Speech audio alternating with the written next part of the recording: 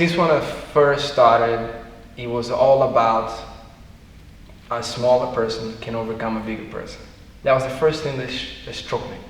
So wow, really? That a smaller guy can really overcome a bigger person? And when I did that, I started training just for a little while, and then it proved me, yes, you can. I was just a 15 years old boy that I was able to train with some 25 years old man mostly, and I was able to overcome them without that kind of strength. And so that was the first thing that it kept me pushing and really excited about what I can do with this sport. So if I'm only training for 6-7 months and I can do this, imagine what I can do in 5-10 years. But obviously with after you training day in, day out, there's many other things that makes me want to train, It's the friendship, the bond that I get from the people around me, and how I look after myself, push me to become a healthier person, to become a better person. I think it becomes part of who I am. And 1, 2, 3, 4, 5. Jiu-Jitsu is such a broad sport, so many different possibilities that you experience a new game, a new style, a new position every day. So it never gets boring. I'm always excited to train and continue to train because I'll always have something else to work on that I never done before. So it's almost like I'm discovering Jiu-Jitsu constantly. So if you can be in a sport that you can do that constantly, it's priceless because you can be motivated for a long, long time. More relaxed and mobility. Now you can choose your strengths. And look. You choose your strengths and then trick him with his balance. I like to finish, and that's how it gives me the buzz. So I'm consistently trying to find a new way to finish my opponent. And I'm always hunting for the effectiveness of the position, being effortless. So I think Jiu-Jitsu is called soft art for a reason, because it's a gentle art, gentle art. So it's all about effortless movements.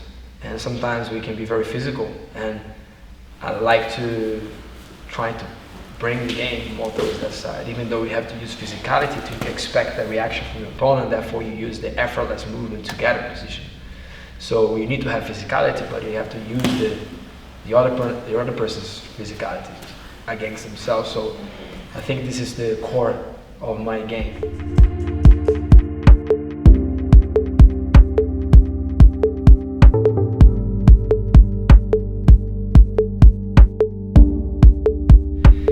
I think first of all, Metamoris is a completely different format of competition. We've been training, competing in a format, like for me, like for 13 years, I've been competing in the IBJJF format, which is point-based towards submission.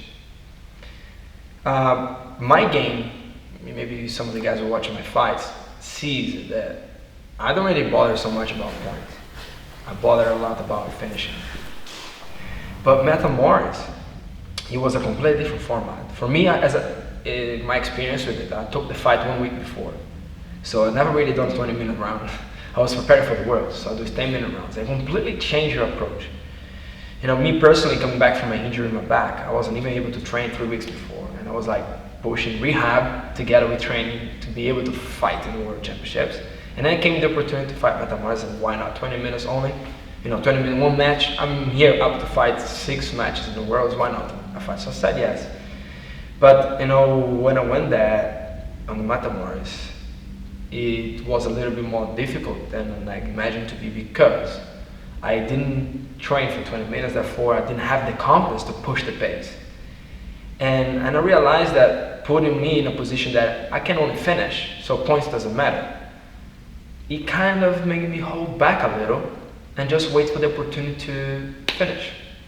But then the opportunity to finish didn't happen so often because I wasn't pushing for the points. So that for me highlights that the points is there for you to hunt for a better position. And then by the hunting for a better position, the opponent overcomes himself and then submission happens. And that's how, for me, I didn't manage to finish because I kind of hold back because I didn't want to push the pace because it didn't matter the points of what they have to pass. But really, you should pass. Really, you should get sweeps because that's when your opponent's going to try to overcome himself. And I think the no point system, for me, it's like trying to make people submit more But by people trying to submit more, they're trying to go more for the finish side of points. Nobody's really trying to pass anybody's guard really, because it takes a lot of effort. And they're not doing it anymore. You see most of the fights there, only one submission that was Kron and got stuck in a guillotine, and then he's the only one who was training for a submission only 20-minute round. He's the only one who didn't fight the worlds, and everyone else was in the worlds training, used to a BJJF rule, so it was a little challenge for us. But I think it's a new format and actually interesting, and I think it's going to go far, and I think they should have more of that, so people will change the way they train. And the attempt of making Jiu-Jitsu professional is actually very good, because if I will be a Metamoris fighter, like a UFC fighter, Metamoris fighter, and then I'll have a contract, so many fights, my name will still be exposed. I'll still be fighting to finish, that's what I love. But I wouldn't even have to compete as much. I would be able to make more or less fights a year, but making a good show, prepare for that. And I think it's a great idea. Hopefully they'll be able to bring it up the name in order to do that, and the sponsors to be able to push to the next level. But in order to do that, you need to make the show be more exciting, and that's to make exciting people to finish. So they're still kind of analyzing how to make more beneficial, to people to get a finish.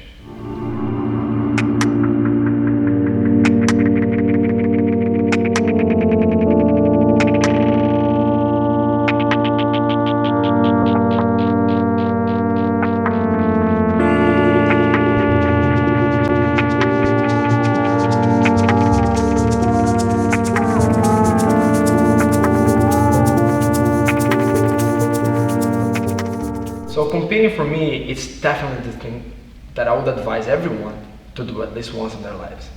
If they really decide that's not for me and they want to continue to train Jiu-Jitsu without competing, I totally think that's not a problem. I definitely think everybody will benefit from the fact of competing, period. The benefits that you face is, going over your own fears, dealing with failure, facing, and the opponent makes you get a lot of confidence. Be able to push yourself, and then putting yourself in a situation that you'll be vulnerable, in a spot that you might find out that you're not as good as you thought you were, and those challenges. This is the sort of thing we need in life to continue to push and be okay with losing and gain confidence for the next time. I think there's a lot to be learned from competing. So I believe that's beneficial for everyone, but I don't think it's right for every instructor to expect every student to compete, because there's no point forcing the person, to compete, and that's the only way. It's not the only way. You can train Jiu-Jitsu without the competition, because I'd rather have a student that continue to train and enjoying the benefits that Jiu-Jitsu gives apart competition. There's many others, and continue to train without the pressure having to compete in order to practice in Jiu-Jitsu. Practicing Jiu-Jitsu is a much bigger thing than competing. It's like learning confidence, friendship, brotherhood, like looking after yourself. 1, 2, 3, 4, 5. I do a lot of functional training that's I built for, that's exactly the program that I built for Adidas. So we built together something called X Training for the Adidas Training Academy. So this is like a functional movements inspired on Brazilian Jiu-Jitsu. So all the movements that we do, all the strength, all the pressure that how we train, I try to translate that into movements like on the ground and standing, that can help me strength and give me a similar feel of fighting. Still moving like Jiu-Jitsu, but exercising to my limit, so that brings a good combination. So a lot of the exercise I built is actually based on Jiu-Jitsu movement. So.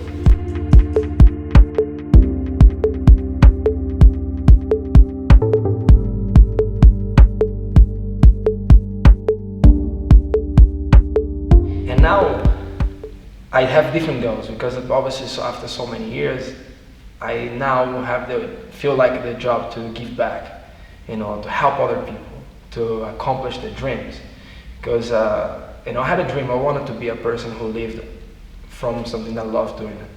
And Jiu-Jitsu is such a fun sport and so exciting. sport. And so that thing that I have, pleasure and the happiness to do what I do, and I'd like to give that back to other people. Here, if your knees in between, you can actually push inside the side. Look. You can actually roll it. I'm still a competitor, I still have a few years on me. But teaching is something that I have been doing since I was 19. So I think that took at teaching as a way to learn myself as well. But now I'm getting to a phase that I'm not the youngest lad in a group anymore. I'm not 21, I'm 28. I'm still young, probably. But because of the structure that I have, with the team, the school, I can see a lot of little champions, like young champions coming up, and I think that giving back to them is also, another journey for me as the follow-up of my competition career. I think I have still my competition career, but now maybe focusing on my students to bring them to the next level is something that inspires me and makes me want to do more. It's already been happening, we got a few guys competing here to the highest level, even though we're a very young school. We're here, in Nottingham for maybe just over a year. And in this year we make our first world champion. We have a lot of fighters going to the world championships, bronze medalists, and people doing really good. And this is just the beginning, and these things I like to look into the big picture and look like 5 years down the line, maybe 10, where you're gonna have like maybe 10 Vanessas and 10 Ollies all coming up and have already, hopefully many black belt champions, and that's the focus, and be able to do that. You only can do that with a lot of organization, a lot of structure.